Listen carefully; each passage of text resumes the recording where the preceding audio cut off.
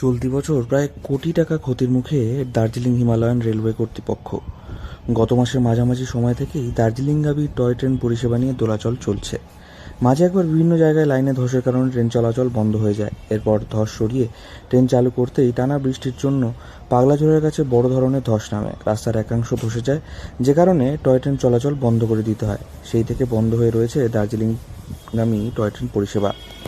আগামী 31শে জুলাই পর্যন্ত বাতিল রয়েছে টয় ট্রেন পরিষেবা। উত্তর পূর্ব রেল সূত্রে জানা গিয়েছে, গত বছরের তুলনায় একদিকে যেমন আয় কমেছে, পাশাপাশি কমেছে যাত্রী সংখ্যাও। আর এতেই চিন্তায় পর্যটন ব্যবসায়ীরা।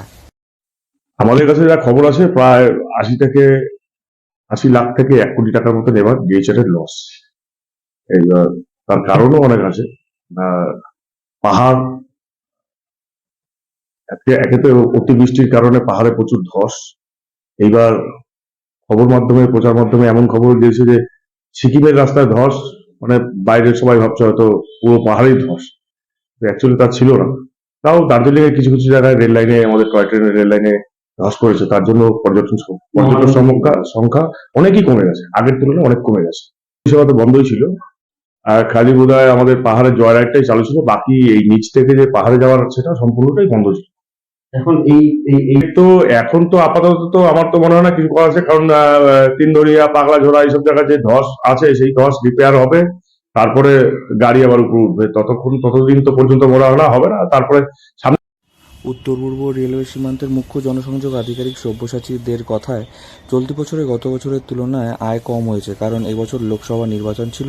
পাশাপাশি সম্প্রতি ধসে টয় ট্রেন লাইনে কিছু জায়গায় ক্ষয়ক্ষতি হয়েছে, তবে দ্রুত পরিষেবা স্বাভাবিক করার কাজ করা হচ্ছে। এমন অবস্থায় যাত্রী পরিষেবা দ্রুত স্বাভাবিক করার দাবি রেখেছেন পর্যটন সংস্থাগুলি। ব্যবসায়ীদের দাবিকে গুরুত্ব দিয়ে দ্রুত পরিষেবা স্বাভাবিক করার আশ্বাস দিয়েছেন রেল কর্তৃপক্ষ।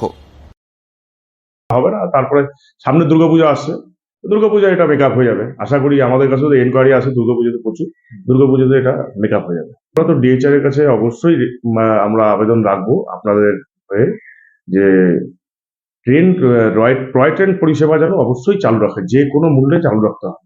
কারণ এতে আমাদের পর্যটনের উপরে একটা বিশাল প্রভাব পড়ে। যদি টয় ট্রেনটা বন্ধ থাকে, বিদেশি পর্যটকরা না টয় ট্রেনের উপরে বেশ একটা নিয়ে আসে। ওদের টার্গেটটাই বেশিরভাগই থাকে যে আমরা টয় ট্রেনে জয় রাইড করবো, ওটা টয় ট্রেনে করে দার্জিলিং যাবো, শিলিগুড়ি থেকে, এনজিপি থেকে দার্জিলিং যাবো, এই একটা চিন্তাধারা বিদেশি পর্যটক থাকে। বিদেশি পর্যটক আমরা কিছু মার খাবো যদি ট্রেন না চলে। আমাদের দেশীয় পর্যটক তো সঙ্গে থাকেই।